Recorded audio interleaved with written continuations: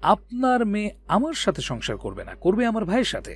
সে যখন ভালো, তখন আপনার কি সমস্যা? তুমি ফয়জালকে হুমকি কেন দিয়েছ সেটা বলো। ও তো রীতিমতো ভয় পেয়ে বিয়েটা ভেঙে দিয়েছে।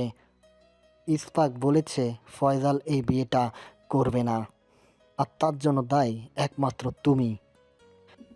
সাজি সহ বাকিরা এতক্ষণে ব্যাপারটা বুঝতে পারলো। আখি তো মনে মনে খুব খুশি হলো। যাক, এতক্ষণে ওই লোকটা একটা ভালো কাজ করেছে। কিন্তু আব্বু তো আরো রেগে গেল এতে। আমি না হয় হুমকি দিয়েছি, কিন্তু সে ভয় কেন পেল? এই সে আপনার মেয়েকে পছন্দ করে, বিয়ে করতে চায়, সামান্য হুমকি দিয়ে এই অবস্থা। ভবিষ্যতে আপনার মেয়েকে ভালো রাখবে কি করে? সেটা তোমার না ভাবলেও চলবে। অবশ্যই ভাবতে হবে, কারণ তার সুখের সাথে আমার ভাইয়ের ভালো থাকা নির্ভর করছে। আপনি কি এমন একটা ছেলের হাতে নিজের মেয়েকে তুলে দেবেন যে কিনা সামান্য ভয়ে পিছু হটে যায়? নাকি আমার ভাইয়ের সাথে বিয়ে দেবেন যে এক কথায় আপনার মেয়ের জন্য প্রাণ পর্যন্ত দিয়ে দেবে? নিজের রাগ থেকে বাইরে বেরিয়ে দেখুন মিস্টার খান, মেয়ের ভালো সুখের কথা ভাবুন। আগেও আপনাকে বলেছি, জোর করে কিছু চাপিয়ে দেবেন না, তাতে আপনার মেয়ে ভালো থাকবে না। সেটা আমাকে বুঝতে দাও। আপনিই তো ঠিকটা বুঝছেন না, তাই তো বারবার আমাকে বোঝাতে হচ্ছে। দেখেছ রুবা, তোমার বান্ধবীর ছেলের কাণ্ড দেখো।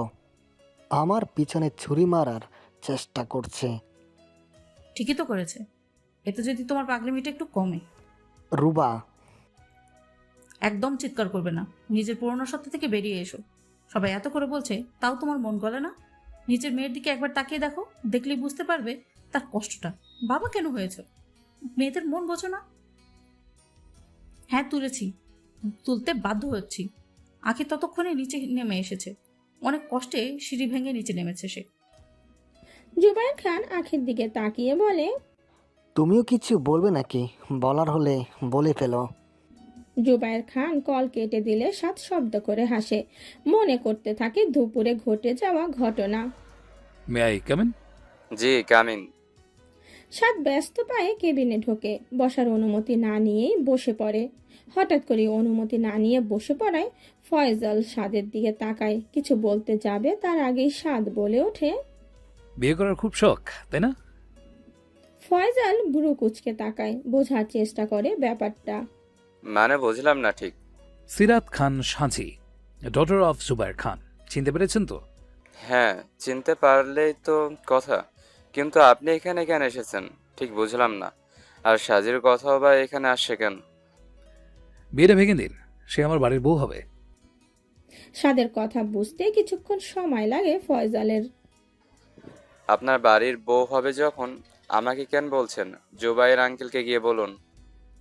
বলবো তো অবশ্যই, তবে যত্নে যখন কোনো গাছকে বৃদ্ধি পেতে দেব, তখন কি আশেপাশে আগাছা রাখা উচিত? হোয়াট ডু ইউ মিন হাই আকসা? আপনার না বুঝলেও চলবে, আপনি শুধু বলবেন এই বিয়েটা আপনি করতে চান না, বাকিটা আমি সামনে নেব। আর সেটা যদি আমি না করি? যদি আপনি এই বিয়েতে রাজি হন, আপনার এই ডাক্তারির সব পদ আমি বন্ধ করে দেব। ইউ নো হোয়াট, আমি যা বলি সেটাই করি। আজকের মধ্যেই যেন আমি খবর পেয়ে যাই বিয়েটা হচ্ছে না। আর আজকে আপনাদের ওই বাড়িতে যাওয়ার কথা ছিল, সেটারও প্রয়োজন নেই। আপনি আমাকে ঠেট করছেন, ভয় দেখাচ্ছেন আমাকে। কি ভেবেছেন আমি আপনার কথায় ভয় পেয়ে যাব? যেটা আপনার মনে হয়, তবে ভয় আপনি পাবেন, তবে এখন না, আমার কথা না শুনলে তখন। আপনি বোধহয় আমাকে চেনেন না মিস্টার। এসব শুকনো কথায় এ ফয়জাল আহমেদ ভয় পায় না। আর রইল আমার ডাক্তারি কেড়ে নেওয়া, দরকার নেই। আমি বাড়িতে চেম্বার খুলে ফেলবো, ওতেই আমার চলে যাবে। সাজ্জেন কেমনভাবে হাসলো। Over confidence. নিজের প্রতি সবসময় কনফিডেন্স থাকা উচিত, নইলে আপনার মতো আগন্তুক আসবে আর যা খুশি বুঝিয়ে চলে যাবে। কিন্তু এই সাদা লায়ন চৌধুরী ফাঁকা বলে আওড়ায় না। আমার কথা শুনলে ভালো, নইলে হাত পা কেটে বাড়িতে বসিয়ে রাখবো। তখন আপনার নিজেরই ডক্টরের প্রয়োজন পড়বে, অন্যের কি চিকিৎসা করাবেন? আমার কথা মেনে নিন, নইলে আমার বাড়ির হবু বউকে বিয়ে করার কথা ভাবার স্বাদ মিটিয়ে দেব। আবারও ভয় দেখাচ্ছেন? লিসেন মিস্টার ফয়সাল, আপনি শুধু বিয়েতে রাজি হয়ে দেখুন, তারপরে বুঝবেন আমি মজা করছি নাকি সিরিয়াস। যাই হোক, তাহলে আসি, সি ইউ সুন। বলেই সাদ বেরিয়ে যায়। ফয়জাল ফ্যাল ফ্যাল করে চেয়ে থাকে তার যাওয়ার পানে। জুবাইর খানের রাগী কণ্ঠে মুহূর্তে পরিবেশ হলো থমথমে। রুবাইয়া বেগম আর সাজি তাকিয়ে আছে আখির দিকে, ইশারায় তাকে বোঝাচ্ছে এখন কিছু না বলতে। কি হলো, কিছু বলছো না যে? আর তাছাড়া নিচে কেন এসেছ? তোমার তো রেস্ট নেওয়ার কথা। আখি জুবাইর খানের আর কিছু বলতে না দিয়ে সরাসরি ওনার পায়ে পড়ে যান, ঝাপটে ধরেন একটি পা। আখির কাণ্ডে উপস্থিত সবাই হতভম্ব হয়ে যায়। জুবাইর খান যেন অবাকের চরম সীমানায় পৌঁছে যায়। কি করছো? ছাড়ো আমার পা। ভাইয়াকে মেনে নাও আব্বু।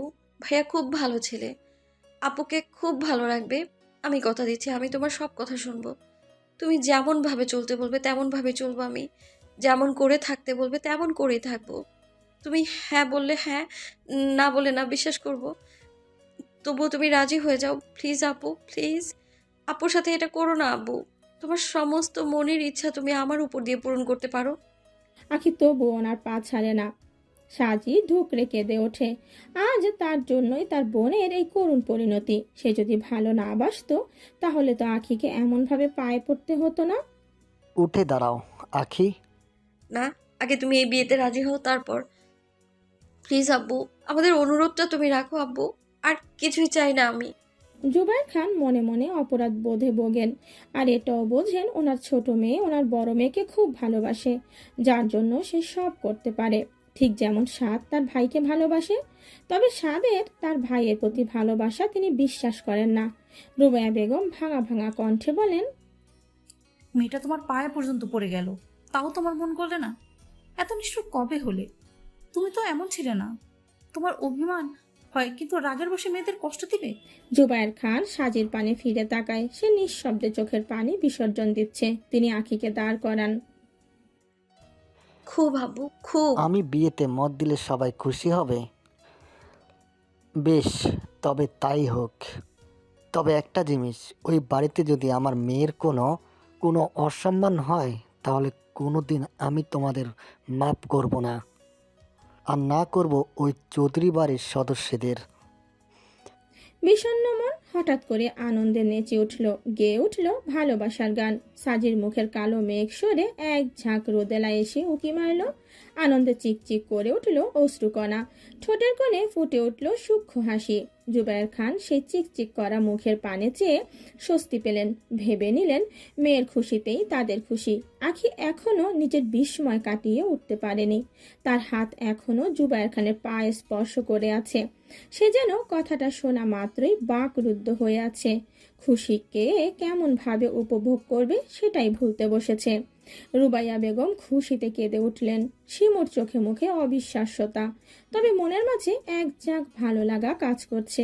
সেও তো ভালোবাসে। ভালোবাসার মানুষকে নিজের করে পাওয়ার যে আনন্দ সেটা সে বোঝে। সে পায়নি তো কি হয়েছে, বড় আপা তো পাচ্ছে, তাতেই সে খুশি। জুবায়ের খান আখিকে ধরে দাঁড় করালেন। এতক্ষণ পায়ে চেপে বসে থাকায় তার পায়ে যন্ত্রণা করছে, হাঁটুতে টনটনে ভাব অনুভব করছে। তবুও তার মনে শান্তি বিরাজমান। সে খুশি, খুব খুশি। অবশেষে সে তার আব্বুকে মানাতে পেরেছে, নিজের মধ্যে সাহস জুগিয়ে কথাগুলো বলতে পেরেছে। আর এটা সম্ভব হয়েছে সাদ চৌধুরীর জন্য। হ্যাঁ, তার জন্যই। সেই তো এই লড়াই শুরু করেছিল, শুধু শেষটা সে করলো। আখি মনে মনে কৃতজ্ঞতা প্রকাশ করলো সাদের প্রতি।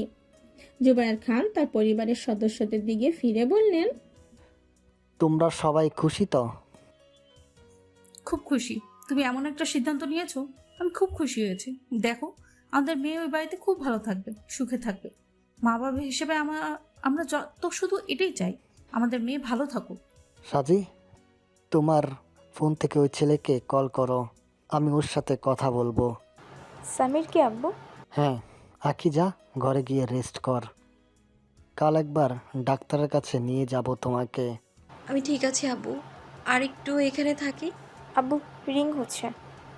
অপর পাশ থেকে কল রিসিভ করেই কেউ বলল, শ্বাসবাদে কোথায় ছিলে তুমি সারাদিন? জানো আমার কত চিন্তা হচ্ছিল। তুমি ঠিক আছো তো? আর খাওয়া দাওয়া সেটা ঠিক করে করছো তো? দেখো, একদম কিন্তু টেনশন করবে না। ভাইয়া আসে তো সব সামলে নেবে। তুমি শুধু হাসি খুশি থাকো, একদম কাঁদবা না কিন্তু, নইলে কিন্তু তোমার সাথে আরে না না, নইলে কিন্তু আমি খুব রাগ করব। সব সময় সব পরিস্থিতিতে হাসবে। আমি আসি তো তোমার সাথে। আমার আর কিছুই চাই না।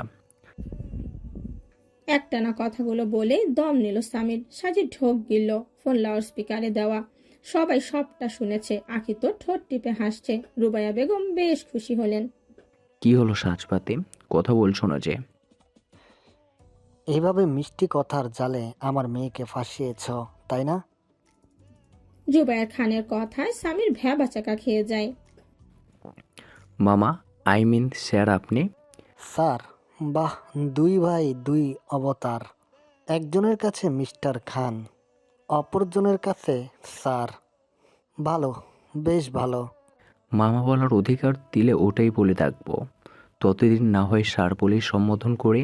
নিজের আম্মুর কাছে ফোনটা দাও, আমি ওনার সাথে কথা বলতে চাই।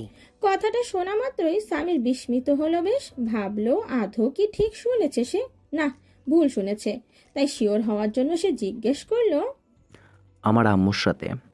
তা নহলে কি আমার আম্মুর সাথে? সামির অবাক হয়। না মানে, আচ্ছা দিচ্ছি বলেই সে নিজের রুম থেকে নিচতলায় নেমে আসে।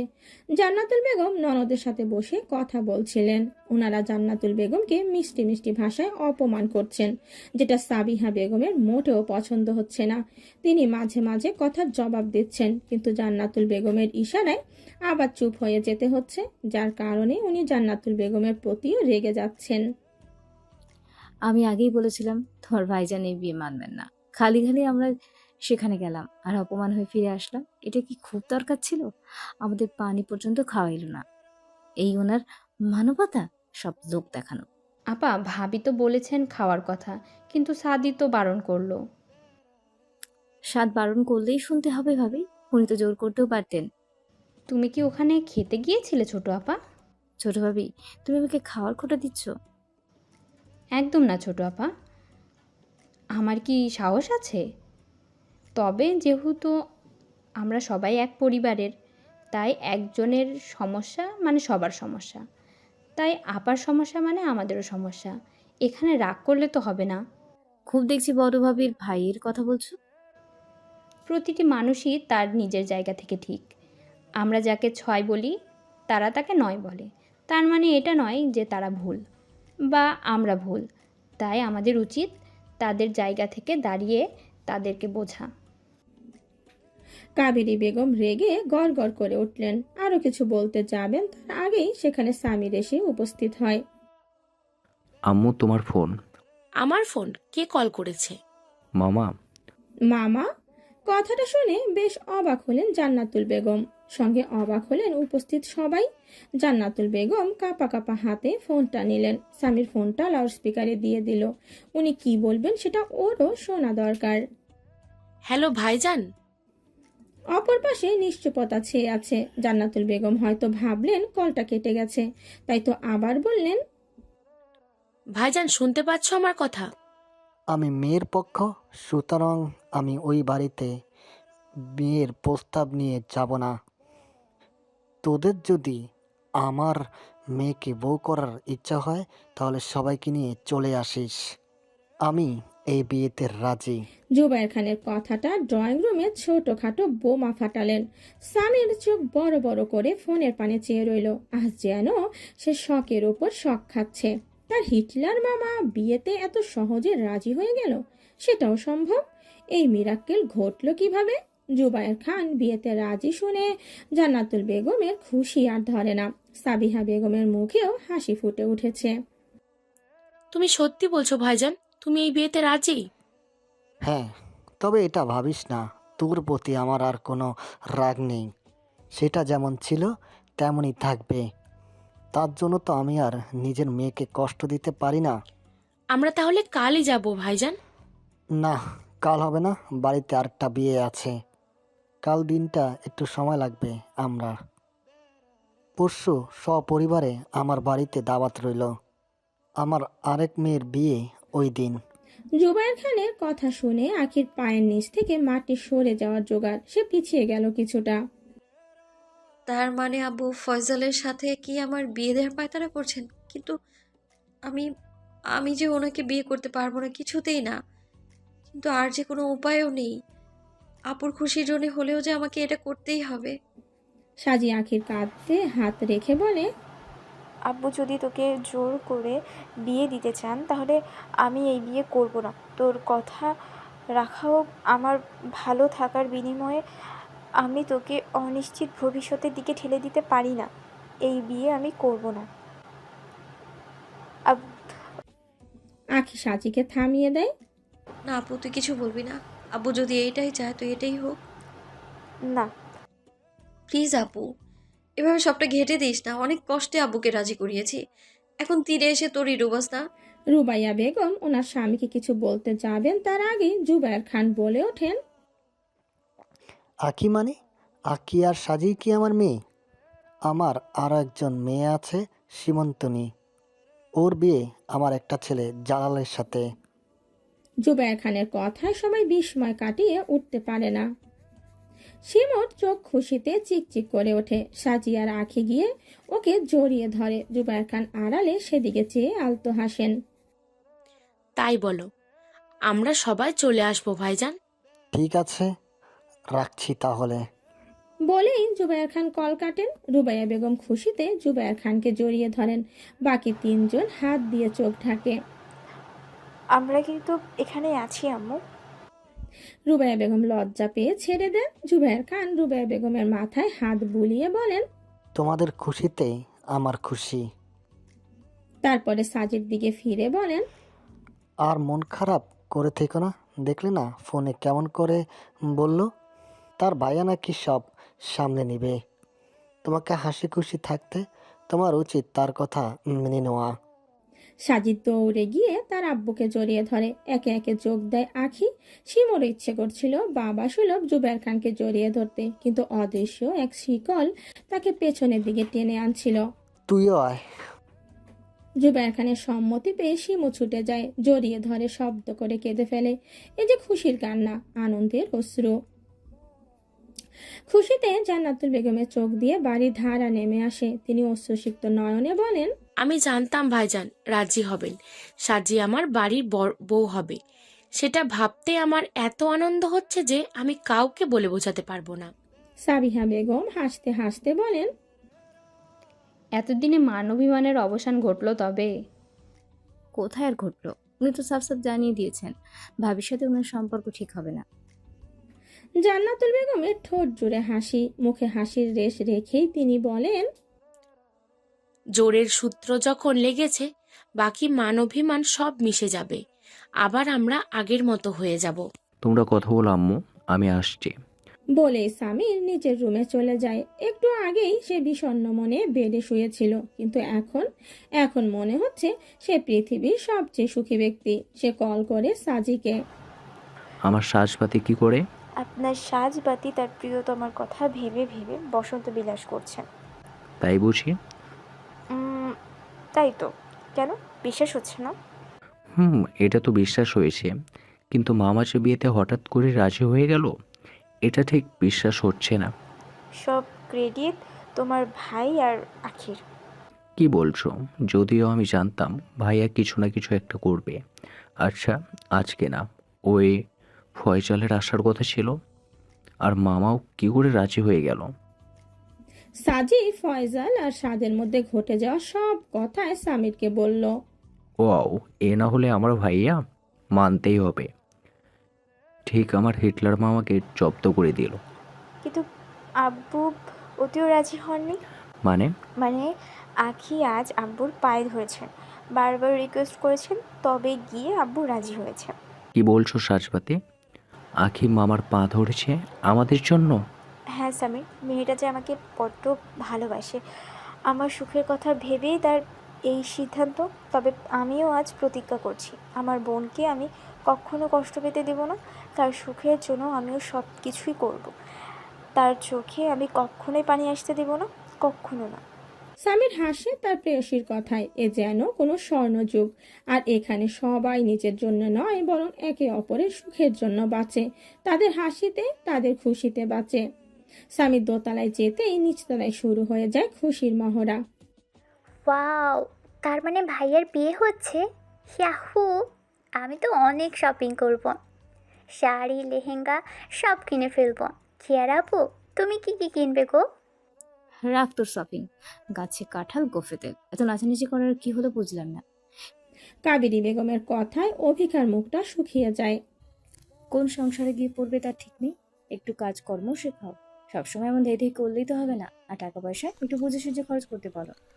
আমার বোনকে নিয়ে তোমাকে ভাবতে হবে না ফুপি, আমরা সবাই আছি তার জন্য। আর আমার বোন যেমন ভাবেই চায় তেমন ভাবেই বাড়িতে থাকবে। তুমি বরং তোমার মেয়েকে একটু কাজ শেখাও। আমি যতদূর জানি সেও কাজের বোঝে না। অভিকের কথাটা কিয়ানের বড্ড গায়ে লাগে। তুই আমার বোনকে ছোট করছিস, ভুলে যাস না সেও কিন্তু তোর বোন। অভিক, আহ, তোরা চুপ করবি? কিয়ান, অভিক ভাই আমার, তোরা চুপ হয়ে যা। হেনা চেষ্টা চালায় দুপক্ষকে থামানোর, কিন্তু তারা থামলে তো। মানতেই হবে ছোট ভাবি, ছেলেকেও তৈরি করে ফেলছো। এইটুকু বয়সী ভাই বোন কিচ্ছু মানে না। ছোটরা তো বড়দের থেকেই শিখবে। বড়রা যদি তাদের ব্যবহার ঠিক না করে তাহলে আমরা কি শিখবো? অভিক চুপ কর। কেন চুপ করবো আম্মু? উনি আমার বোনকে কথাগুলো বলার আগেই নিজের মেয়ের ওপর সেগুলো প্রয়োগ করুক। আমার বোন ফেলনা না, সে চৌধুরী বাড়ির মেয়ে। আর তাছাড়া তার এখন খেলে বেড়ানোর বয়স। সময় হলে সব কাজ এমনি এমনি শিখে যাবে। অভিকা অবাক হয়ে যায় তার ভাইয়ের দিকে। যেই ভাই সব সময় তার সাথে ঝগড়া করে বেড়ায়, কথায় কথায় মজা করে, সে আজ তার সাপোর্টে কথা বলছে। এটাই কি তবে ভাই বোনের ভালোবাসা? হ্যাঁ, হবে হয়তো। উনি এসব কেন করেছেন আমি জানি না ভেবেছো? নিজের মেয়েকে তো 7 ভাইয়া বিয়ে করেনি, তাই সে রাগ সবার ওপর ছাড়ছে। অভিক এক থাপ্পড় মারবো তোকে। উনি তোর ফুপু হন, ভদ্রভাবে কথা বল। এই দিনটা শোনার জন্য আমি বেঁচেছিলাম। দেখ আব্বা দেখ, এখন তো দেখছি বাপের বাড়িও আসা যাবে না। সবাই ঠিকই বলে, যতদিন আব্বা আম্মা বেঁচে থাকেন বাপের বাড়ি ততদিন। কথাটা যথার্থতা আজ হাতে হাতে বুঝতে পারছি আমি। চুপ কর কাবেরী, মন খারাপ করিস না। এটাই মেয়েদের জীবন, মেনে নে। বাপের বাড়ি এখন আর বাপের বাড়ি নেই। বিরক্ত হয়ে তার আম্মুকে বলে, আম্মু তুমিও শুরু করো না। মামার বাড়ির চামচামি করা বন্ধ কর হে না। কদিন পরে দেখবি কিয়ারার মতো তোকেও সবাই অপমান করবে। দেখলি না বোনের সাথে কেমন ব্যবহার, তোর সাথে এমন ব্যবহার করতে কতক্ষণ? ওদিকে কিয়ারা ন্যাকা কান্না জুড়ে দিয়েছে। জান্নাতুল বেগম ওকে গিয়ে সান্ত্বনা দিচ্ছেন, বোঝাচ্ছেন ছোট মানুষ ভুল করে সব বলে ফেলেছে, কিন্তু সেই সবে কি আর কিয়ারার কান আছে? সে এখন রাগে ফুঁসছে। সবার সামনে সাতকে নিয়ে অপমান করায় তার রাগ তীর তীর করে বাড়ছে। আমি এর প্রতিশোধ নেব, অফিক নেব। আগে এই বাড়ির বউ তো হইনি, তারপরে এই ব্যবহারের প্রতিশোধ আমি সুদ সমেত ওসুল করব। অভিক মনে মনে বলে, আজ বাগে পেয়েছি তোমাকে। খুব আমার ভাইয়ার বউ হওয়ার শখ, তাই না? জীবনেও পারবে না। আমার ভাইয়ার বউ তো মনের দিক থেকে অনেক ভালো হবে। আমার মতো হবে না, তোমার মতো হবে না। তুমি বোনের মতোই থেকো। তোমার মাথায় তুলে রাখবো, কিন্তু ভাবি হওয়ার চেষ্টা ভুলেও করো না। সারাদিন এখানে ওখানে মিটিং থাকায় অফিসের কাজগুলো সামলাতে সামলাতে আজ একটু বেশি দেরি হয়ে যায়। সাত যখন বাড়িতে ফেরে তখন ঘড়ির কাঁটা রাত 1টাতে বিদ্যমান। সে ড্রয়িং রুমে প্রবেশ করতেই প্রতিদিনকার মতো চিত্র আজও তার মানসপটে ভেসে ওঠে। সাত দীর্ঘশ্বাস ফেলে এগিয়ে যায়। আম্মু, আম্মু। জান্নাতুল বেগমের হালকা ঘুম ভেঙে যায়। ছেলেকে দেখেই তিনি মিষ্টি এক হাসি উপহার দেন, আর তখনই তার কানে ভেসে আছে ছেলের রাগী ও গম্ভীর কণ্ঠস্বর। কি সমস্যাটা কি তোমার? তোমাকে না কতদিন বলেছি এইভাবে আমার জন্য বসে থাকবে না। একটা কথা শোনো না তুমি আমার। কথা তো তুইও আমার শুনিস না। যেদিন শুনবি সেদিন থেকে আর বসে থাকবো না। আম্মু প্লিজ, বারবার এক কথা বলবে না তো। আচ্ছা বলবো না, ফ্রেশ হয়ে খেয়ে নে। আমি আজ খেয়ে এসেছি আম্মু। আজ একটা ক্লায়েন্ট মিটিং ছিল, ওনারা না খাইয়ে ছাড়লেনি না, আমি নাও করতে পারিনি। আচ্ছা বেশ, তাহলে রুমে গিয়ে ঘুমিয়ে পড়। সাত চলে যেতে নেয়। জান্নাতুল বেগম তাকে আবার ডেকে বলেন, আসল কথাটাই তো তোকে জানানো হয়নি। তোমার ভাইজান বিয়েতে রাজি হয়েছে, তাই তো? তুই কি করে জানলি? তোমার ছোট ছেলে কল করে আমাকে সব জানিয়েছে। তুই যাচ্ছিস তো তাহলে? হ্যাঁ, যেতে তো হবেই, না গিয়ে আর কি উপায়। তুমি ঘুমিয়ে পড়ো আম্মু। বলেই সাদ নিচের রুমে পা বাড়ায়। রুমে ঢুকতেই কল করে আখির নম্বরে। ভেবেছিল এত রাতে আর আখি কল করবে না, কিন্তু কি ভেবে আবার করলো। হ্যালো, কে? আখির ঘুম ঝরানো কণ্ঠ। সাদ কিছু মুহূর্তের জন্য থমকে গেল মনে হয়। জীবনে প্রথমবার কোনো মেয়েকে হয়তো উপলব্ধি করলো কি, কিন্তু সে তো মানতে নারাজ। কে বলছেন? এত রাতে কি চুপ করে থাকার জন্য কল করেছেন? যদি করে থাকেন তাহলে বলবো রেখে দিন।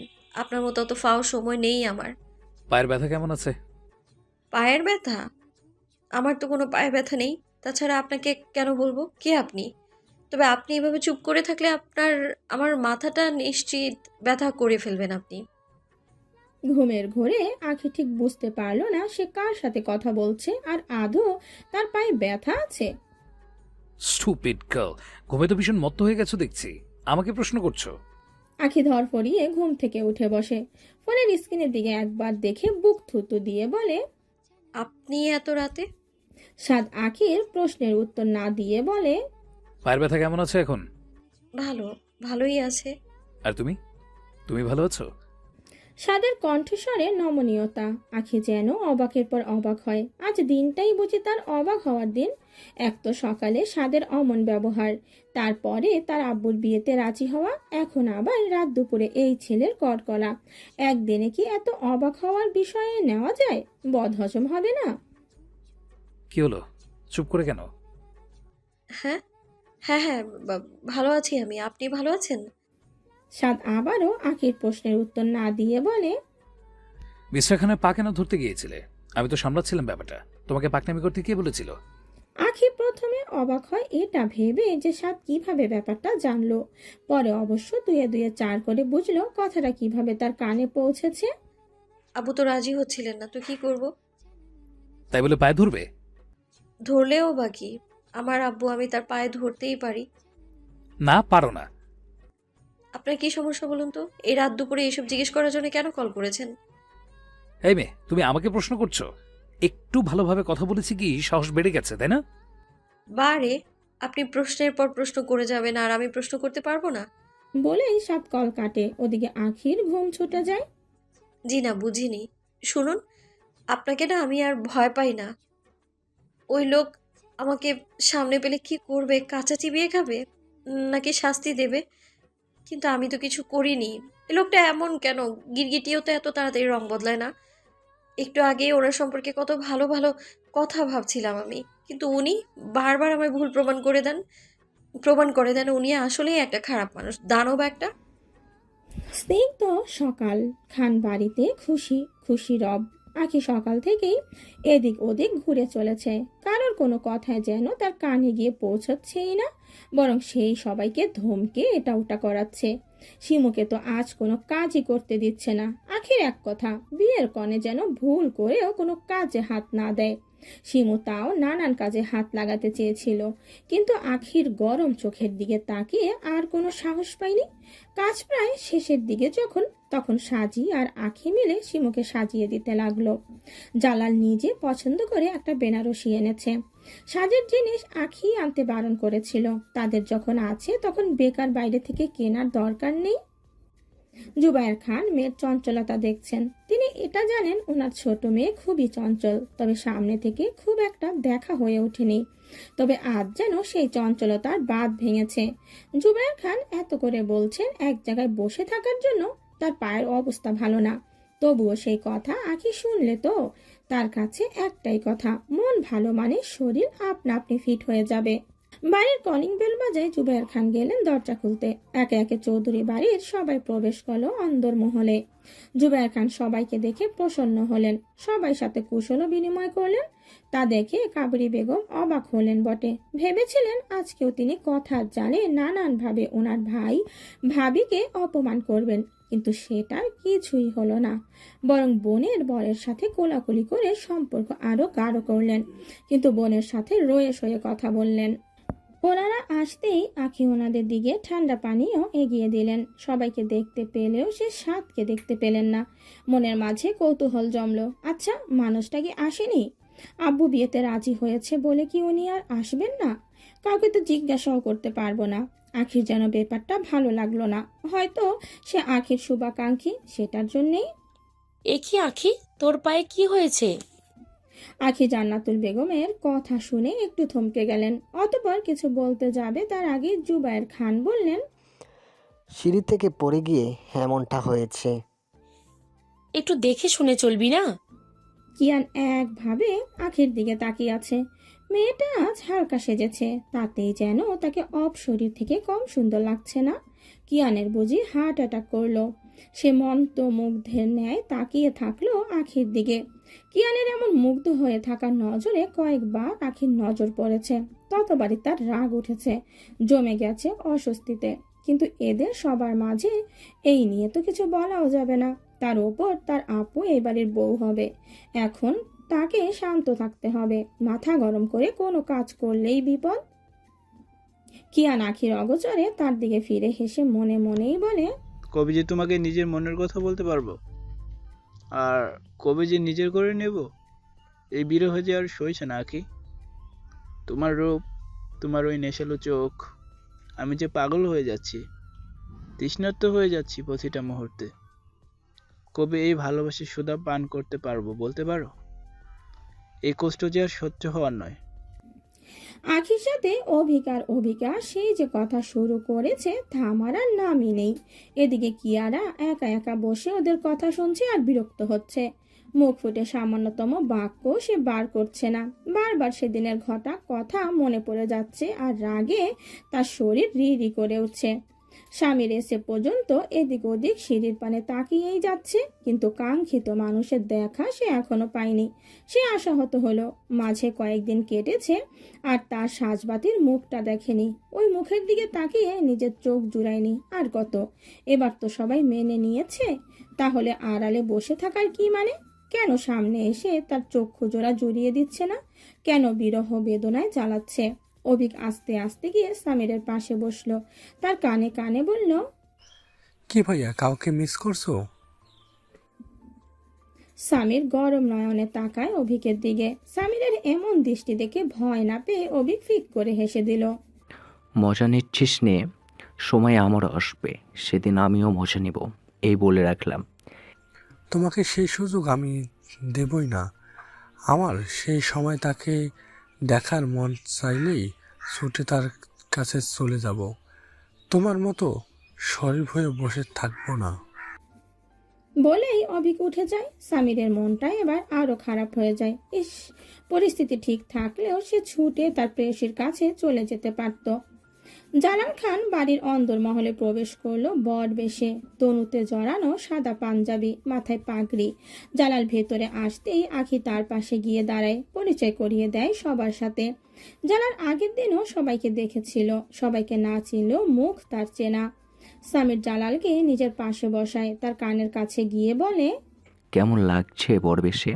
খুব ভালো, তবে সামনে আপনার দিনও আছে। আপনি তো সাজি আপনার হবু বর, তাই না? সামির মাথা নাড়ায়। মাশাল্লাহ, আপনাদের দুজনকে খুব মানাবে। সাজি আপা খুব ভালো মেয়ে, আপনারা খুব ভালো থাকবেন। জালালের কথার প্রতি উত্তরে সামির আলতো হাসে। দোয়া করি তুমিও তোমার ভালোবাসার মানুষটিকে নিয়ে ভালো থাকো। জুবায়ের খান আজাদ চৌধুরী আর সাজ্জাদ চৌধুরীর সাথে কথা বলছিলেন। আজাদ চৌধুরীর দুই বোনের বরেরা আসতে পারেনি, ওনারা কাজে ব্যস্ত হয়ে পড়েছেন। তবে কাবেরী বেগম, কামেনী বেগম ওনার ছেলে মেয়ে নিয়ে হাজির হয়ে গেছেন। জুবায়ের খানের কথায় আখি বলে ওঠে, তুই এখান থেকে পা নড়ালে তোর পা আমি ভেঙে দেবো আখি। সকাল থেকে বাদরামি করছিস, কারো কথা শোনার প্রয়োজনও মনে করছিস না। আখি তার আম্মুর কথার প্রতি উত্তরে কিছু বলতে যাবে তার আগেই সাজি বলে ওঠে, আমরা এসে গিয়েছি আম্মু, তোমাকে আর কষ্ট করে আখির পা ভাঙতে হবে না। সাজির কথা শুনে সবাই সিঁড়ির পানে তাকায়। সামির যেন এতক্ষণে বন্ধ করে রাখা নিঃশ্বাস ছাড়ে। প্রেয়সীর মুখ দেখে চোখ জুড়ায়। সাজি শিমুকে নিয়ে নিচে আসে। জালালের কাছে আসতেই সামির উঠে দাঁড়ায়। শিমুকে বসার জন্য জায়গা করে দিয়ে সে অন্য জায়গায় গিয়ে বসে, যেটা জুবায়ের খান নিজের জহুরি চোখ দিয়ে পরখ করেন। সাজি শিমুকে বসিয়ে দেবার সাথে কুশল বিনিময় করে। সবাই ভালো করে কথা বললেও সামিরের দুই ফুপ্পি আর কিয়ারা শুধু হ্যাঁ হুঁ উত্তর করেছে। সাজি বুঝে উঠতে পারে না তাকে নিয়ে এদের কি সমস্যা। যথারীতি কাজী এসে পৌঁছালেন খান বাড়িতে। রুবাইয়া বেগম আর সাজি মিলে সবাইকে নাস্তা পরিবেশন করলেন। নাস্তা সেরে তারপরেই বিয়ের কাজ শুরু হবে। আখি এটা ওটা কাজে হাত লাগাতে চাইলেও তাকে ধমক দিয়ে বসিয়ে দেওয়া হলো। কিন্তু সে কি বসে থাকার মানুষ? কাজ না করলেও তার পায়ের বিরাম নেই। রুবাইয়া বেগম বলে বলে ক্লান্ত, তবুও ওনার ছোট মেয়ে কথা শুনলে তো। লোকটা এখনো এলো না, সত্যিই কি আসবে না? কিন্তু কেন? সে তো তার ভাইকে ভালোবাসে, তাহলে ভাইয়ের জীবনের এমন একটা দিনে তিনি থাকবেন না? তখনই আখি শুনতে পায় সেই কাঙ্ক্ষিত কথাটি। রুবাইয়া বেগম জান্নাতুল বেগমকে উদ্দেশ্য করে বলেন, জানো, তোর বড় ছেলেকে তো দেখছি না, সে কি আসবে না? জান্নাতুল বেগম রুবাইয়া বেগমের কথার প্রত্যুত্তরে কিছু বলতে যাবেন তার আগেই সামির বলে, অফিসে আজ খুব গুরুত্বপূর্ণ একটা মিটিং আছে, আর সেটা অ্যাটেন্ড করা খুব জরুরি। তবে ভাইয়া এসে যাবে। আখি যেন তার উত্তর পেয়ে যায়। মুখের কোণে ফুটে ওঠে সূক্ষ্ম হাসি। রুবাইয়া বেগম বলেন, ওহ, ছেলেটার দেখছি সব দিকে নজর, মাশাল্লাহ।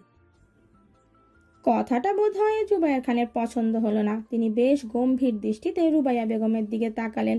রুবাইয়া বেগম এখন চাহনিতে দমে গেলেন, চলে গেলেন নিজের কাজে। নাস্তা সেরে জুবায়ের খান এবার তাড়া দিলেন, শুরু করতে বললেন বিয়ের কার্যক্রম। ওনার কথা মতোই শুরু হলো বিয়ে। অল্প সময়েই জালাল আর শিমু বাধা পড়ে গেল একে অপরের সাথে। শিমু আনন্দে কেঁদে ফেলল। জালাল নিজ স্ত্রীর হাতে হাত রেখে তার কানের কাছে গিয়ে বলল, আজ থেকে শুধু আনন্দের দিন শিমু। আমি তোর মুখে সবসময় হাসি দেখতে চাই। শিমু জালালের দিকে ফিরে আলতো হাসে। উফ, কি প্রেম, কি প্রেম! ভাইয়া, আপনি তো দেখছি স্বামীর ভাইয়াকেও হারিয়ে দেবেন।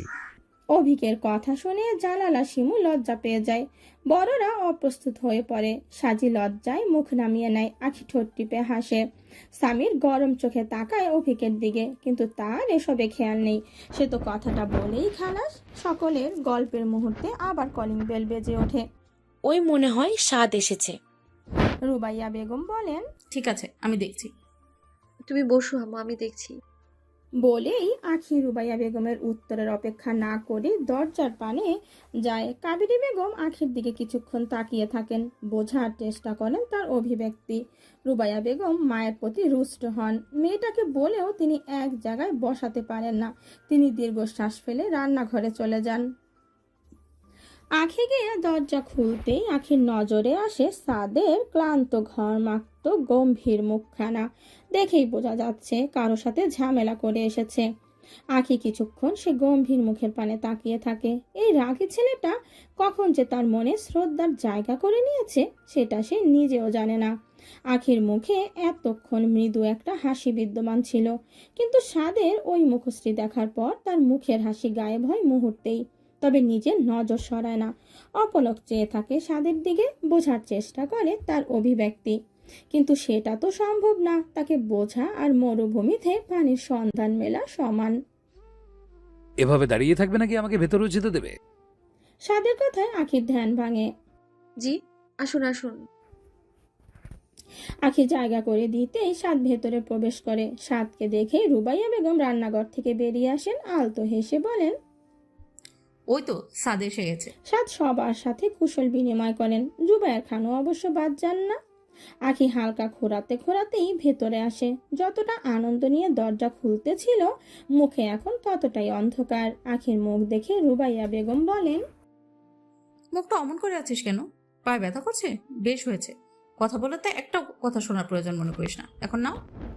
রুবাইয়া বেগমের কথায় আখির দিকে ফিরে কিছুক্ষণ তাকিয়ে থাকে, অতঃপর নিজের মুখ ঘুরিয়ে নেয়। আজাদ চৌধুরী জুবায়ের খানকে বলে, ভাইজান, সাদ তো এসেই গেছে, তাহলে বিয়ে দিন তারিখ ঠিক করে নেওয়া যাক। হ্যাঁ, আপনারাই একটা ভালো দিন ঠিক করুন, আমার কোনো সমস্যা নেই। আপনারা ব্যবসায়ী মানুষ, কাজের মধ্যে ব্যস্ত থাকেন। আপনাদের সুবিধা মতো একটা দিন করলেই ভালো হবে। তাছাড়া সামনে সাজির এক্সাম? আমি চাইছিলাম যদি এক্সামের আগেই বিয়েটা দিতে চান তাহলে তাড়াতাড়ি বিয়েটা ডেটটা ফালাতে হবে, আর এক্সামের পরে দিতে চাইলে একটু লেট হবে। এই যা। সামির তার ভাইয়ের দিকে তাকায়। সাদকে কোনো একটা ব্যাপার নিয়ে টেন্স থাকতে দেখে ইশারায় কিছু একটা বলে। সাদ সেই ইশারার প্রতি উত্তরে না সুযোগ মাথা নাড়ায়। সামিরের মুখটা মুহূর্তেই মলিন হয়, তবে সাদ মনে মনে কিছু একটা ভেবে বলে, কয়েকদিন পরে আমার বিদেশ যেতে হচ্ছে। আমি হয়তো বিয়েতে থাকতে পারবো না, তবে বিয়েতে যাতে কোনো সমস্যা না হয় সেগুলো সব সামলেই আমি যাব। আজাদ চৌধুরী অবাক হয়ে প্রশ্ন করেন, তার মানে আজকের মিটিংটা? ওনারা আমাদের সাথে বিট্রে করেছে আব্বু, বেইমানের পথ বেছে নিয়েছে, কিন্তু ওরা জানে না আমার দরবারে বেইমানির কোনো জায়গা নেই, তাই আমাকে যেতেই হবে। আখি এতক্ষণে বুঝতে পারলো সাদের মলিন মুখের রহস্য, তবে কষ্ট পেলেও মানুষ গম্ভীর হয়ে যায় সেটা সে প্রথম দেখলো। কিন্তু ভাইয়া বিদেশ যাওয়ার কথা তো আমার, তুমি কেন? কারণ আমি চাই না আমার জন্য তোদের কোনো সমস্যা হোক, বিয়েতে কোনোরূপ প্রভাব পড়ুক। আর তাছাড়া বিয়েটা তো তুই করবি। ওখানে তুমি গেলে হবে না ভাইয়া, তুমি গেলে এদিক কে সামলাবে? তখন সমস্যা আরও বাড়বে। তার থেকে বরং আমিই যাই, তুমি সেইভাবেই একটা দিন করো। সামিরের বিদেশ যাওয়ার কথা শুনে সাজির মনটা হঠাৎ করে খারাপ হয়ে যায়। এমন নয় যে সামির এর আগে কাজের সূত্রে বিদেশ যায়নি, প্রতিবারই তার কষ্ট হয়েছে, তবে এবার যেন কষ্টের পরিমাণটা একটু বেশি। সবাই চেয়ে আছে সাদের দিকে। সাদ জুবায়ের খানের দিকে তাকালো, অতঃপর বলল, আমাদের বাড়িতে প্রথমবার কারো বিয়ে হতে যাচ্ছে, ভাই বোনদের অনেক আশা আছে বিয়ে নিয়ে, তাই আমি চাইছিলাম সামির বিদেশ যাওয়ার আগে সানসির সাথে ওর আগটা হয়ে যাক। বিয়ের অনুষ্ঠান না হয় সানসি এক্সামের পরেই হবে। জুবায়ের খান ঘোর বিরোধিতা করে বললেন, তাহলে বিয়েটা একেবারে এক্সামের পরেই হোক। সেটা হলে সমস্যা নেই, কিন্তু আমার ভাই আর সানসির মনে বিয়ে নিয়ে একটা সংশয় থেকেই যাবে। যতই আপনি বিয়েটা মেনে নিন না কেন, তাদের মনে হতেই পারে কোনো কারণে তাদের বিয়েটা হবে না, চিন্তা থেকেই যাবে। তার প্রভাব সানসির এক্সামেও পড়তে পারে। তাই আমি শুধু ওদের চিন্তা মুক্ত করতে চাইছি, বাকিটা আপনাদের ইচ্ছা। স্যামির এতক্ষণ মন খারাপ করে থাকলেও মুহূর্তে তার মনটা ভালো হয়ে যায়। আখি পুনরায় মুগ্ধ হয়ে সাদের ব্যবহারে। মানুষটার সব দিকে খেয়াল, আর ওনার ভাইয়ের প্রতি ওনার যে সীমাহীন ভালোবাসা তা ওনার ব্যবহারেই প্রকাশ পায়। জুবায়ের খান কিছুক্ষণ ভাবলেন, সাদের জায়গায় নিজেকে রেখে তার মতো করেই ভেবে দেখলেন, না, ছেলেটা ভুল বলেনি, কিন্তু উনিও তেরা মানুষ। এই ছেলেটার কথা উনি কিছুতেই মানবেন না, নইলে সুযোগ পেলে এই ছেলে ঠিক ওনাকে কথা শোনাবেন, কথা ছলে মজা করবেন। আমি যখন বিয়েতে রাজি হয়েছি তখন পিছু হটব না, তাই এত চিন্তার কিছু নেই। সাদ বিরক্ত হয়, এটা খুব ভালো করেই বোঝে এই লোক ইচ্ছা করলেই তার কথা মানতে চাইছেন না। তার রাগ হয়, মনে পড়ে যায় আগের দিন আখির পায়ে ধরার ঘটনাটা। মুহূর্তে মেজাজ বিগড়ে সপ্তম চূড়ায় পৌঁছায়। সে আখির দিকে তাকাতেই দুজনের নজর মেলে। আখি নিজের নজর ঘুরিয়ে নেয়। ইস, কি বিশ্রী ব্যাপারটা! না জানি কি ভাবলেন উনি। আখি আর দুবার তাকানোর সাহস পায় না। সাদ ভ্রু কুচকে তাকিয়ে থাকে আখির দিকে। আজাদ চৌধুরী বলে ওঠেন, আমারও তাই ইচ্ছা ভাইজান, এইবার আপনি মত দিলেই হয়। আমরা জানি আপনি মেনে নিয়েছেন, মানে বিয়েটা হবে। আর আকদ হলে সেটা আমাদের পরিবারের মানুষের, আর আকাদ হলে সেটা আমাদের পরিবারের মানুষদের নিয়ে হবে। কি বলো জান্নাতু? হ্যাঁ ভাইজান, আমারও তাই মনে হয়। ছেলেমেয়েরা এটা খুশিই হবে। তাহলে তাই হোক, সামনের শুক্রবার দিন ঠিক হোক তাহলে। সবাই খুশি খুশি মেনে নেন। খান বাড়িতে খুশির মহড়া ছড়িয়ে পড়ে চারিদিকে। সাদ মনে মনে বলে, নাটকবাজ, মেনে নেবেন সেটা তো আগেই জানতাম, শুধু শুধু যত নাটক। আখি তার বোনের কাছে গিয়ে বলে, খুশি তো আপু? খুব। আখি হাসে, সামিরের দিকে বুড়ো আঙুল উঁচিয়ে বলে, অল দ্য বেস্ট। সামির আলতো হাসে। বিয়ের তারিখ ঠিক করার পরপরই সবাই খেতে বসে। রুবাইয়া বেগম আর সাজি মিলে সবাইকে খেতে দিচ্ছিলেন। রুবাইয়া বেগম শিমুকে বসিয়ে রেখেছিলেন, বলেছেন নতুন বউয়ের আজকে কোনো কাজ করতে নাই। শিমুও সবার মাঝে কথাটা মেনে নিয়েছেন। জান্নাতুল বেগম আর সাবিহা বেগম অনেকবার করে হাতে হাতে খাবার বেড়ে দেওয়ার কথা বললে রুবাইয়া বেগম সরাসরি নাকচ করে দেন। তাদেরকে সোফায় বসতে বলেন, যেহেতু অনেকজন মানুষ তাই এক টেবিলে বসা একসঙ্গে হবে না। ওদিকে সাজি আর রুবাইয়া বেগমকে সব একা সামলাতে দেখে আখি ওনাদের কাছে চলে যায়, হাতে হাতে সবাইকে এগিয়ে দিতে থাকে। রুবাইয়া বেগম ওকে বারণ করলেও শোনে না। তখনই সে কারো ধমক শুনতে পায়, পরিবেশ যেন মুহূর্তেই থমকে যায়। এই মেয়ে, তোমাকে কথা বলে শুনতে পাও না? দেখছো না পায়ে চোট পেয়েছো, তাও কেন ব্যাগের মতো লাফাচ্ছ? ব্যাঙের মতো? এত বড় অপমান! আখি কিছু বলার জন্য মুখ খুলবে তার আগেই আবার এক ধমক। চুপচাপ বসো, আর একবার লাফাতে দেখলে তোমাকে বাইরে ছুড়ে ফেলে দেব।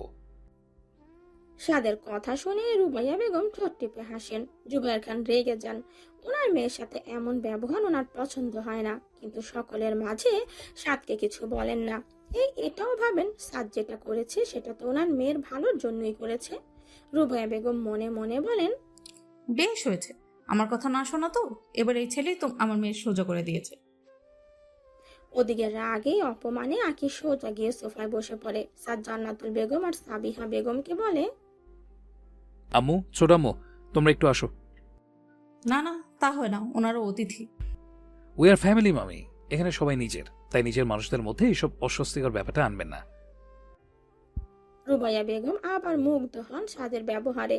ছেলেটা সত্যি অমায়িক, তবে সাদের ব্যবহারে মনে মনে হাসে কিয়ারা। যাক, যেটা ভেবেছিলাম সেটা না। এই মেয়েকে ভাইয়া তো সহ্যই করতে পারে না। তার মানে ভাইয়া আমার, ভাইয়াকে আমি এই মেয়ের প্রতি বিষিয়ে দেব। এরপর দেখি ভালোবাসা ঠিক কিভাবে আসে। কিয়ারা তার আম্মুর দিকে ফিরে হাসে, তিনিও কিয়ারার দিকে ফিরে ক্রুর হাসে, কিন্তু রাগে ফুঁসতে থাকে আখি। বিড়বিড় করে বলে, খারাপ খারাপ খারাপ, লোকটা মোটেও ভালো না। এভাবে কেউ বকে? কিন্তু উনি তো আমাকে বাঁচিয়েছেন, আমাকে নতুন জীবন দিয়েছেন। দিলেও বাকি বকেছেন তো আবার। খাওয়া দাওয়া সেরে সবাই একটু বিশ্রাম নিচ্ছেন। কেউ কেউ নানান কথা বলছেন, এতদিনের জমানো কথা ঢেলে দিচ্ছেন। সাজির ঘরে ছোটরা সবাই জমাট হয়ে আসর জমিয়েছে। সামিরও সেখানেই আছে, নেই শুধু আখি আর সাদ। আখি রান্নাঘরে জোরে জোরে এটা ওটা রাখছে, যার দরুন হালকা শব্দও হচ্ছে, তবে সেই শব্দের রেশ সীমিত দূর পর্যন্ত প্রবাহিত হচ্ছে। কোনো এক কারণে তার খুব রাগ হচ্ছে, কি জন্য হচ্ছে সেটা সে নিজেও বুঝতে পারছে না। জিনিসের উপর এত রাগ? কারোর কথায় আখি পেছনে ফিরে তাকায়, দেখে সাত পকেটে হাত গুজে দাঁড়িয়ে আছে, দৃষ্টি তার শান্ত। এখানে কি আবার বকতে এসেছেন? তখন বকে শান্তি হয়নি? না। সাদের এমন সরাসরি বলা কথায় আখি এবার আরো রেগে যায়। আপনি আমাকে ব্যাং কেন বলেছেন? যে যেটা তাকে তো সেটাই বলবো। দেখুন, আপনি কিন্তু এবার। পায়ের ব্যথা কেমন, আর শরীর ভালো আছে? আবারও সেই দুমুখো কথা। আখি শান্ত হয় মুহূর্তেই, ভ্রু কুঁচকে আসে তার। সব ভালো আছে বলেই সে আবার কাজে লেগে পড়ে। অবশ্য তার কাজ বলতে জিনিসপত্র উলট পালট করা। সাদ আর কিছু না বলে চলে আসতে নিলে আখির কণ্ঠস্বর ভেসে আসে। সে বলে, ওই শিহাবের কি হয়েছে? সাদ আখির দিকে ফিরে বলে, শিহাবকে? যাকে আপনি আগের দিন খুব মেরেছেন সে? জানি না। মানে তার কি হয়েছে আমি কি করে জানবো? আমি তো তোমার সাথে বেরিয়ে এলাম। তাছাড়া ওসব ছেলেদের নিয়ে তোমার না ভাবলেও চলবে।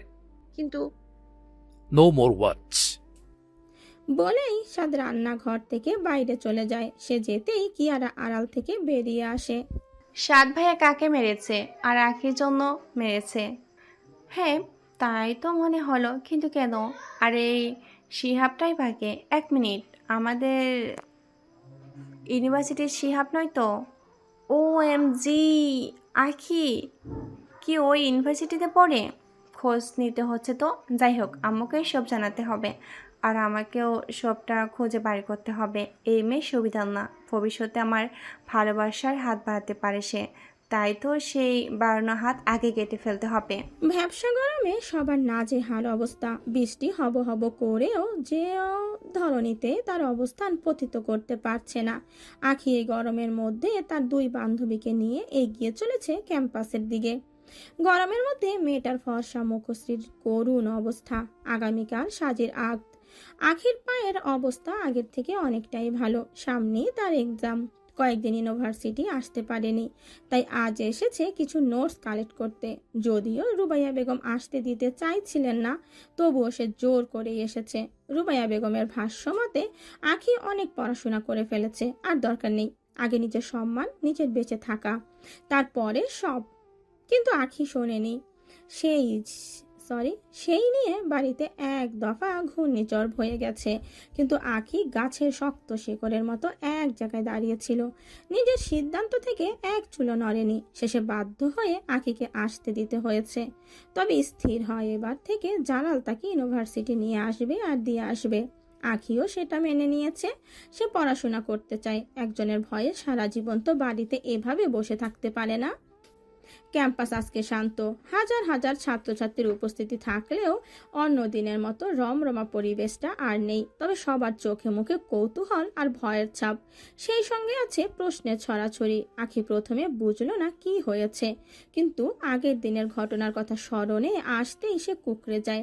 ভাবতে থাকে, শিহাব তো ছাত্র ইউনিয়নের ছেলে, তাহলে ও কি সবাইকে সবটা বলে দিয়েছে? সে কি আদৌ ইউনিভার্সিটি এসেছে? ভয়ে আখি সারা শরীর কেঁপে ওঠে। বাড়িতে এক প্রকার যুদ্ধ করে আসলেও এখন তার মনে হচ্ছে এখানে না আসলেই বুঝি ভালো হতো। এখন যদি তার কেউ ক্ষতি করে দেয় কি হবে, সেটা ভেবেই সে শুকনো ঢোক গিলল। কবিতা ও নীলাশা এই ব্যাপারে এখনো কিছু জানে না। আখি তাদের কিছুই জানায়নি, নইলে তার সাথে ওরাও ভয় পাবে। কি হয়েছে বলতো? আমিও কিছু বুঝতে পারছি না রে নীলা। আখি আসেনি বলে আমরাও তো এলাম না। এই আখি, তুই কি কিছু জানিস? সাজি আপু তো এসেছিল ইউনিভার্সিটি, সে কিছু বলেনি? না রে, আপুও আসেনি। সামনে আপুর এক্সাম, তাই এখন বাড়িতে পড়াশোনা করছে। আখির কথা শুনে কবিতা হতাশ হয়। আচ্ছা চল গিয়ে দেখি। ইচ্ছা না থাকা সত্ত্বেও আখি সামনের দিকে এগিয়ে যায়। তারও শোনা দরকার ঘটনাটা কি। কবিতা কয়েকটা সিনিয়র মেয়ের কাছে গিয়ে দাঁড়ালো। তারা শিহাবের ক্লাসমেট। কবিতা তাদের জিজ্ঞেস করলো, আপু এখানে কি হয়েছে? সবাই এমন শান্ত হয়ে আছে কেন? তৃষ্ণা নামের মেয়েটি ওদের তিনজনের দিকে কেমন যেন করে তাকালো, অতঃপর বলল, কেন তোমরা আজ জানো না? কবিতা না সূচক মাথা নাড়িয়ে বলে, আসলে আমরা কয়েকদিন ইউনিভার্সিটি আসতে পারিনি, তাই জানি না কিছু। তৃষ্ণা দীর্ঘশ্বাস ফেলে বলে, আসলে কেউ যেন শিহাবকে পশুর মতো পিটিয়েছে। শিহাবের কথাটা শোনা মাত্রই আখির বুকটা ধক করে ওঠে। ভাবে এই বুঝি সে ধরা পড়ে গেল। কি বলছেন আপু? কিন্তু কেন? সেটা জানি না, তবে রাস্তার ধারে নর্দমার পাশেই তার দেহখানা পড়েছিল। সে এখন শহরেরই একটা হসপিটালে ভর্তি আছে। আখি কাঁপা কাঁপা কণ্ঠে বলল, ওনার জ্ঞান ফিরেছে? সেটা মনে হয় আর সম্ভব না। আখি কৌতূহল নিয়ে প্রশ্ন করে, মানে সে কোমাতে চলে গেছে, ঠিক হওয়ার চান্স আর নেই। তাছাড়া ডক্টর তার রিপোর্ট দেখে বলেছে সে নাকি নিজের পুরুষত্ব হারিয়েছে। সেই ব্যথা, যন্ত্রণা আর মারের আঘাতের জন্যই এই অবস্থা তার। আখি, নীলাশা, কবিতা সবাই অবাক হয়। আখি মনে মনে স্বস্তির নিঃশ্বাস ফেলে। তবুও কোথায় যেন একটা খারাপ লাগা কাজ করে তার। হঠাৎ করেই স্বাদের কথা মনে পড়ে যায় তার সেদিনের হিংস্র রূপ। সেই রূপের জন্যই তো আজ এই অবস্থা। তবে তার মনে প্রশ্ন থেকে যায়, আর তো দুজন ছিল, তাদের কি হলো? কিন্তু সেই প্রশ্নটা বাইরের কাউকে করতে পারে না। করলেই তার উপর সন্দেহের চোখে সবাই দেখবে, হয়তো ধরাও পড়ে যাবে। তাই বেশি কৌতূহল দেখিয়ে লাভ নেই। কিছু জিনিস ভেতরে দমিয়ে রাখাই উত্তম। কি বলছেন আপু? শিহাবের মতো এমন একটা মানুষের সাথে কে এমন করার সাহস পেল? জানি না, তবে যে করেছে সে হয়তো কারো ভালোবাসার মানুষ বা শুভাকাঙ্ক্ষী। কারণ শিহাব যা চরিত্রহীন, দেখা গেল কারো ভালোবাসার দিকে হয়তো হাত বাড়িয়েছিল, আর সে এসে সেই হাত কেটে দিয়েছে। ভালোবাসার মানুষ? না, আমি ওনার ভালোবাসার মানুষ নই, আর না ওনার শুভাকাঙ্ক্ষী। তিনি শুধু আমাকে বাঁচাতেই এটা করেছেন। হয়তো অন্য কেউ থাকলেও করতেন। আখিরা সেখান থেকে চলে আসে। আজ আর ক্লাস হবে না, কারণ ছাত্র ইউনিয়নের বাকি ছেলেগুলো কোনো টিচারকে ক্লাস করতে দিচ্ছে না। তাদের এক কথা, আগে শিহাবের এই অবস্থার বিচার হবে, তারপরে ক্লাস। টিচারগুলো লাগে ফুসলেও কিচ্ছু বলতে পারছে না, কারণ কিছু বলতে গেলেই পাল্টা আঘাত ওনাদের দিকেই আসবে। স্যার বলে তখন আর কেউ মানবে না। কি দরকার এই তরুণ বিগড়ে যাওয়া প্রজন্মকে চটানো? তার থেকে কদিন না হয় ক্লাস নাই বা নিল। শিহাবের কি হলো? কবিতার মুখে কৌতূহলের ছাপ। আমিও বুঝতে পারছি না রে, তবে যা হয়েছে ভালোই হয়েছে। আগের দিন সে আখির সাথে খারাপ ব্যবহার করেছে, সৃষ্টিকর্তা হয়তো সেই শাস্তিই তাকে দিয়েছে। বাপ বাপকেও ছাড়ে না, তার বাপের ভরা হয়তো আখির কাছে এসে পূর্ণ হয়েছে, তাই তো এই হাল হলো, তাই না বল আখি? এই আখি। হ্যাঁ। আখি চমকে ওঠে। কোথায় হারিয়ে গেছিস? ভাবছি, শিহাবের কথা ভাবছি। ভাবিস না আর, বেশ হয়েছে। ওদের মতো ছেলের সাথে এমনই হওয়া উচিত। তবে মানতেই হবে যে এই কাজটা করেছে তার এলেম আছে। উফ, একবার যদি তাকে সামনে থেকে দেখতে পেতাম, চোখ জুড়িয়ে যেত। আখি ওদের কথার উত্তর না দিয়ে বলে, বাড়ি যাবি তো? নীলাশা আর কবিতা একসঙ্গে উত্তর দেয়, যাব। ঠিক আছে যা, আমার বাড়ি তো উল্টো দিকে, আমি চলে যাব। ওরা আখি থেকে বিদায় নিয়ে চলে যায়। আখি দাঁড়িয়ে দাঁড়িয়ে কিছু একটা ভাবে, অতঃপর কল করে সাদের নম্বরে। সাদ সবে অফিসে ঢুকেছে, তখনই তার ফোন কর্কশ শব্দে বেজে ওঠে। ফোনটা হাতে নিয়ে সে অবাক হয় কিঞ্চিত, তবে প্রথমে তার মাথায় একটা কথাই ভেসে ওঠে। মেয়েটির কোনো বিপদ হয়নি তো? সাদ কল রিসিভ করা মাত্রই ওপাশ থেকে ভেসে আসে, আপনি কোথায় ভাইয়া? সাদের মেজাজ বিগড়ায়, দাঁতে দাঁত চেপে বলে, কতবার বলবো যে আমার সাথে সম্পর্ক বাতাতে আসবে না? আমার আব্বু সম্পত্তি হাতাতে চাও? তাহলে কি বলে ডাকবো? সবাই তো আপনাকে ভাইয়া বলেই ডাকে। So what? সবাই আর তুমি এক না, তুমি আমার পছন্দের কেউ নাও, তাই তোমার থেকে এইসব সেন্টিমেন্টাল ডাক আমি শুনতে চাইছি না। আখি দাঁতে দাঁত চেপে মনে মনে বলে, ঠিক নিজের আসল রূপটা দেখিয়ে দিলেন মিস্টার চৌধুরী। আপনাকে ভালো মানুষ ভেবেছিলাম আমি, তবে কি আর করার, আপনাকে যে জায়গায় বসিয়েছি সেখান থেকে দূর দূর করে তাড়িয়ে দেওয়া তো সম্ভব না। আখি নিজের রাগ কন্ট্রোল করে শান্ত কণ্ঠে প্রশ্ন করে, শিহাব মানে আগের দিনের ছেলেটা এখন কোমায় আছে, বাকি দুজন কোথায়? আর শিহাব নর্দমার পাশে কি করে গেল? এই মেয়ে, তোমাকে বলেছি না আমাকে প্রশ্ন করবে না? জানার অধিকার আছে আমার। আমি আজ ভয়ে ভয়ে ইউনিভার্সিটিতে এসেছি, আমার জানা দরকার। কোনো দরকার নেই জানার, আর ভয় পাওয়ারও আর কোনো কারণ নেই। তুমি বিপদমুক্ত। তুমি আগে যেভাবে ইউনিভার্সিটি আসছিলে, বাড়ি ফিরছিলে, সেভাবেই চলতে পারো। নো মোর ওয়ার্ডস। একটু পরে আমার মিটিং, সো রাখছি। বলেই সাদ কল কাটে। তবে সাদের ব্যবহারে আখির প্রচন্ড রাগ হয়। কিন্তু আমার বিশ্বাস উনিই কিছু করেছেন, নইলে এত দৃঢ় বিশ্বাসের সাথে কখনোই বলতেন না তুমি বিপদমুক্ত। কিন্তু কি করেছেন উনি? আর ওই ছেলে দুটোই বা কোথায়? আখি বাড়িতে কল করে সবটাই জানায়, তবে এটাও বলে এতে সাদের কোনো হাত নেই, কারণ সাদ তাদের অল্প মেরেছিল। হয়তো রাস্তায় অ্যাক্সিডেন্ট করার জন্য এই অবস্থা, সবাই সবটা মেনে নেয়। আখি ফুপির বাড়ি যাচ্ছি বলে কল কাটে, বলে ঠিক সময় বাড়ি পৌঁছে যাবে। রুবাইয়া বেগমও আর মানা করেন না। কলিং বেলের আওয়াজে অভিকা দরজা খুলে দিল। দরজার বাইরে আখিকে দাঁড়িয়ে থাকতে দেখে সে একরকম ঝাঁপিয়ে পড়ল তার উপর। হঠাৎ করে এমনটা হওয়ায় আখি পিছিয়ে গেল কিছুটা, তবে সামলে নিল নিজেকে। নিজেও দু হাতে জড়িয়ে নিল অভিকাকে। কেমন আছো আখি আপু? খুব ভালো আছি, তুমি কেমন আছো? আমিও খুব ভালো আছি। কালকে ভাইয়ের বিয়ে, হ্যাপি না থেকে উপায় আছে? তবে তুমি এসেছো, আমার খুশি আরও ডাবল হয়ে গেছে। এসো এসো, ভিতরে এসো। আখি ভেতরে যেতে যেতে ভাবলো, এত বড় বাড়ির মেয়ে, অথচ তার মনে অহংকারের ছিটে ফোঁটাও নেই। কত অমায়িক ব্যবহার! সত্যি মানতে হয় এই বাড়ির মানুষগুলো এক একটা রত্ন। রান্নাঘর থেকে সাবিহা বেগম বলেন, কে এসেছে অবিকা? আখি আপু এসেছে আম্মু। কি বলিস? আখির কথা শুনে সাবিহা বেগম আর জান্নাতুল বেগম ড্রয়িং রুমে আসলেন। আখিকে দেখে জড়িয়ে ধরলেন জান্নাতুল বেগম। কেমন আছিস মা? খুব ভালো আছি ফুপি, তুমি কেমন আছো? আর ছোট আম্মু তুমি কেমন আছো? আমি খুব ভালো আছি। এই যে তুমি আমাকে ছোট আম্মু বলে সম্বোধন করো, এতে আমার প্রাণ জুড়িয়ে যায়। মনে হয় সাদ আর সামিরের মতো তুমিও আমার আর একটা সন্তান। তাহলে তো তোমাদের ভালোবাসায় ভাগ বসাতেই হয়। জান্নাতুল বেগম হেসে বললেন, বসালেও সমস্যা নেই, আমরা দুই যা সবসময় একই মানুষদের ভালোবেসে ক্লান্ত, এবার নতুন মানুষদের ভালোবাসতে চাই বলেই তিনি হেসে ফেলেন। আখি, সাবিহা আর হবিকাও যোগ দেয় সেই সাথে। আচ্ছা ফুপা, ছোট আব্বু, ভাইয়া ওনারা কোথায়? সবাই অফিসে। আর এই মেয়েকে দেখো, স্কুলে না গিয়ে বাড়িতে বসে আছে। ছেলেটাও হয়েছে তাই। এই দুই ছেলে মেয়েকে নিয়ে আমি আর পারছি না। উফ আম্মু, আমার তো সবে ক্লাস 10, ফাইনাল এক্সাম অনেক দেরি। এখন ভাইয়ের বিয়েতে একটু এনজয় করব না? সাবিহা বেগম অভিকার কান টেনে বললেন, বিয়ে তো কাল, তাহলে আজ কি? ছেড়ে দাও ছোট আম্মু, একটা দিনই তো। আর তাছাড়া ওই স্কুলে যায়নি, ভালোই হয়েছে আমার সাথে দেখা হয়েছে, নইলে ওদের ছেড়ে আমার তো ভালোই লাগতো না। ঠিক ঠিক, চলো আপু, আমার ঘরে চলো। এনাদের সাথে কথা বললেই শিক্ষার জ্ঞান দিতে শুরু করবে।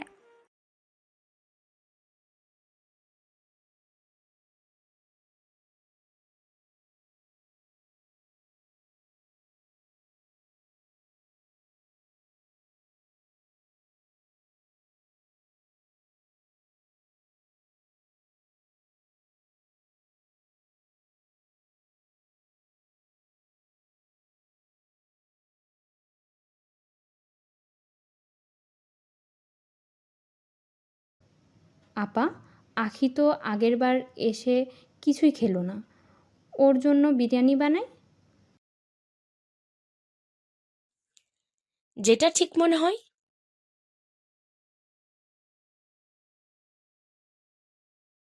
সোনা, এই সোনা,